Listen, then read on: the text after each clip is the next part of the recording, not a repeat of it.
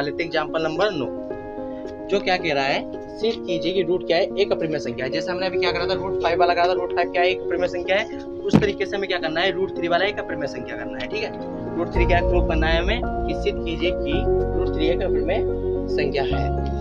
तो चलो, तो पहला स्टेप इसका क्या था, तो पहला स्टेप मैंने आपको ये बताया था कि हमें यहाँ क्या मान लेना, अगर यहाँ परिमेय होगा तो अपरिमेय मानना है, और अपरिमेय होगा तो हमें परिमेय मानना है। तो यहाँ क्या है, अपरिमेय, तो हम क्या मान लेंगे, परिमेय। तो माना, हल लिख लेते हैं, हल अब कर लेते हैं। माना रूट 3 एक परिमेय संख्या है। और जब ये परिमेय संख्या है तो मैंने बताया था कि परिमेय संख्या को किसमें लिखते हैं, पी अपॉन क्यू के रूप में। किसके लिखते हैं, पी अपॉन क्यू के रूप में। तो परिमेय संख्या को हम किसमें लिख सकते हैं, पी अपॉन क्यू के रूप में। क्योंकि परिमेय संख्या किसके रूप में होती है, परिमेय होती है ना, 4/6, 8/9, मैंने बताया 10/8/3, या निगेटिव पॉजिटिव कुछ भी हो सकती है, जीरो भी हो सकता है। जीरो किसमें हो सकता है, पी में, नॉट इक्वल क्यू में नहीं हो सकता। ठीक है, तो रूट 3 एक परिमेय संख्या है, तो अतः रूट 3 को हम किसमें लिख सकते हैं, पी अपॉन क्यू के रूप में व्यक्त कर सकते हैं।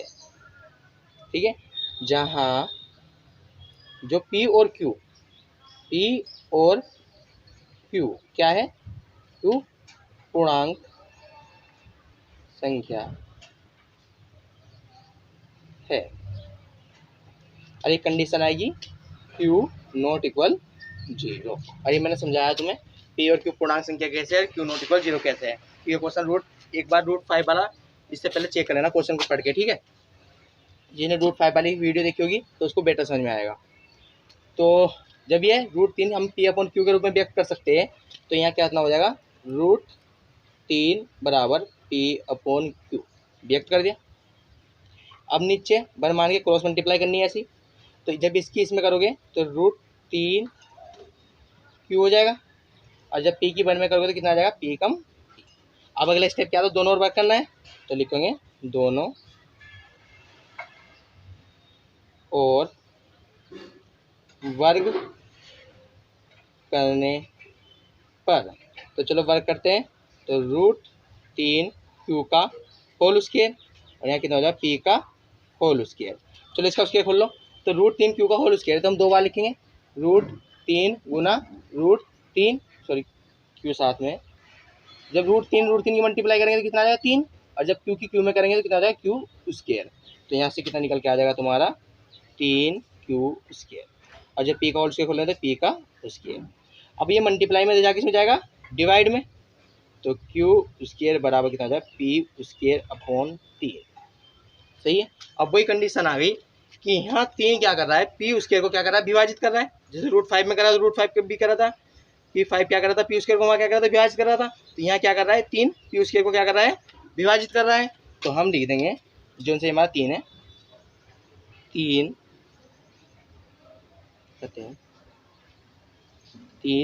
P स्क्वायर को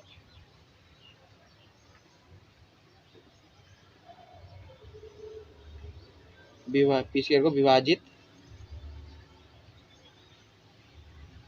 करता है। और जब ये P स्क्वायर को विभाजित कर रहा है 3, तो 3 P को भी विभाजित करेगा, 3 P को भी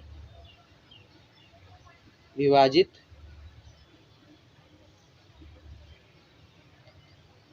करेगा। और देखो ये कैसे करता है, मैंने पहले भी समझाया था, एक बार और समझ लो। जैसे मान लो कोई भी संख्या है, P की जगह में कोई भी नंबर ले रहा हूँ, जब 5 है उसके ले लिया, ये वाली कंडीशन बटे, या मैंने 3 ले लिया, मैं 3 का उसके लिए ले लिया बटे 3, तो P की जगह मैंने क्या ले लिया, कोई भी नंबर ले लिया 3। अब ये क्या कर रहा है, ये 3 इस 3 के उसके को क्या कर रहा है, विभाजित कर रहा है। देखो कैसे कर रहा है, जब इसका 3 मल्टीप्लाई, 3 2 बार खोल लगे, होल स्क्वायर खोल लिया, 3 गुना 3 बटे ये वाला 3, अब 3 तिया 9 बटे 3, और ये 3 से कटता है, 3 तिया 9। तो इस 3 ने इस 3 स्क्वायर को क्या करा, विभाजित करा। और जब इस 3 ने इस 3 को स्क्वायर को क्या करा, विभाजित करा, तो ये वाला 3 इस 3 को भी विभाजित करेगा। देखो यहाँ से काट दो, तो यानी कि यही बात लिखी है मैंने कि जब 3 क्यू स्क्वायर को विभाजित करता है तो 3 पी को विभाजित करेगा। सही है। तो फिर पुनः माना, इसको इक्वेशन फर्स्ट मान लेते हैं,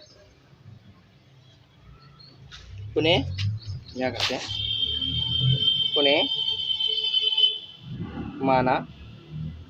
अब P बराबर कितना मान लेंगे हम, 3C। सही है। अब ये P बराबर जो 3C आया, अब ये समीकरण 1 में जाके पुट कर दो। तो रुक जाओ, यहाँ कर देते हैं, ठीक है। तो P बराबर 3C, तो P अब करके, अब P बराबर 3C समीकरण 1 में रखने पर, तो समीकरण 1 कौन सी हमारे पास, ये, तो ये लिखो 3Q का होल स्क्वायर बराबर P का स्क्वायर।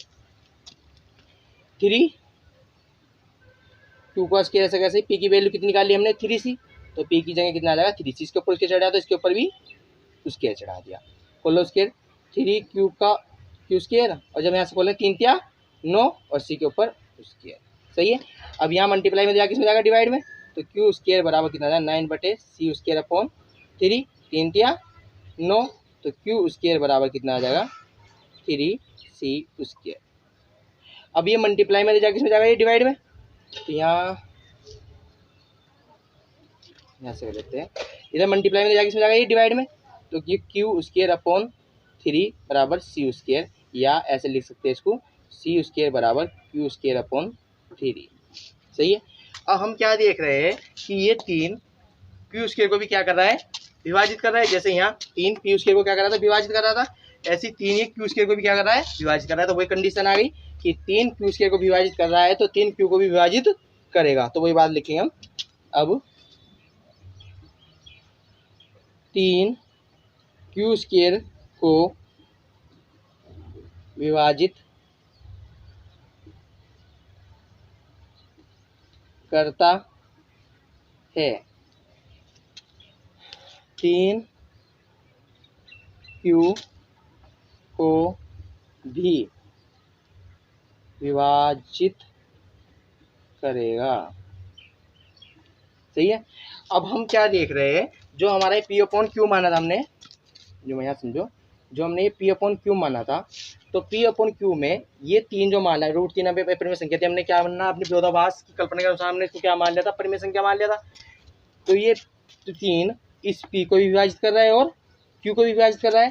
तो यहाँ अभाज्य गुणनखंड कितना आ गया हमारे पास, 1, उभयनिष्ठ गुणनखंड कितना आ गया, 1, क्योंकि देखो 5, 3 से 3 काट देना, 3 कम 3, तो कोई अतिरिक्त अभाज्य गुणन कितना आएगा, इसमें 1 आएगा। तो वही बात है जो मैं लिखूँगा इसकी, कि समीकरण 1 समीकरण 2, चलो इसको मान लेते हैं, यहाँ समीकरण 3 मान लेते हैं,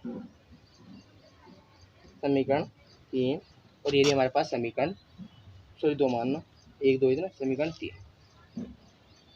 समीकरण 3 और समीकरण 2 और समीकरण 3 से हम पाते हैं कि 3 क्या कर रहा है, P तथा Q दोनों को विभाजित करता है, जिसमें 3 क्या है हमारे पास, एक उभयनिष्ठ गुणनखंड है। तो हम चलो ये बात लिख देते हैं, बेटा इतना रब कर देते हैं, इसकी शॉर्ट लेना चाहते हो इसकी शॉर्ट ले लो, और इतना रब कर दूंगा मैं, ठीक है, हो गया। चलो इससे पहले एक बार √5 वाली वीडियो देख लेना, वो देखोगे ना तो और बेटा समझ में आ गया क्वेश्चन, उसमें स्टेप बाय स्टेप करा गया है ना √5 वाला, तो उसकी बेस पे मैं एकदम क्वेश्चन को करा रहा हूँ। एक बार √5 वाला देख लोगे तो और बेटर समझ में आ जाएगा, इससे पहले वाली वीडियो देख लेना। तो चलो, तो मैं हमें क्या दिख रहा है कि जो हमारा अतः समीकरण 2 वे समीकरण 3 से पाते हैं कि जो हमारा 3 है, 3 P तथा Q दोनों को विभाजित करता है, और जिसमें हमारा पास √3 क्या है, एक उभयनिष्ठ गुणनखंड है जिसमें 3 उभयनिष्ठ गुणनखंड है। अब हमारे पास वही आ गई, ये विरोधाभास हमारी क्या किस कल्पना से हुआ था? गलत कल्पना से, क्योंकि हमने अपरिमेय का क्या माना था? परिमेय माना था। तो ये बात लिखिए, इसमें इसमें हमारी इस तथ्य का विरोधाभास प्राप्त हुआ है कि P तथा Q में एक क्या है? अतिरिक्त Q में एक एक के अतिरिक्त कोई उभयनिष्ठ गुणनखंड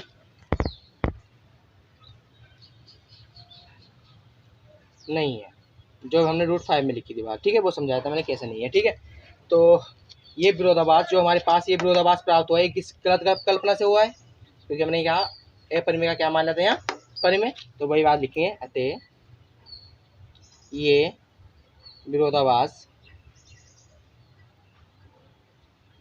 हमारी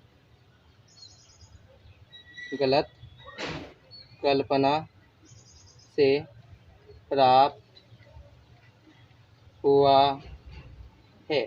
इसलिए मैं कई बार कह रहा हूँ, इससे पहले एक रूट 5 वाली वीडियो देख लेना और बेटर समझ में आएगा, ठीक है ना। पहले उस वीडियो को देखना, जब जाके इस वाली वीडियो को देखना। प्राप्त हुआ है तो तो हम कह सकते हैं रूट 3 एक क्या है? अपरिमेय संख्या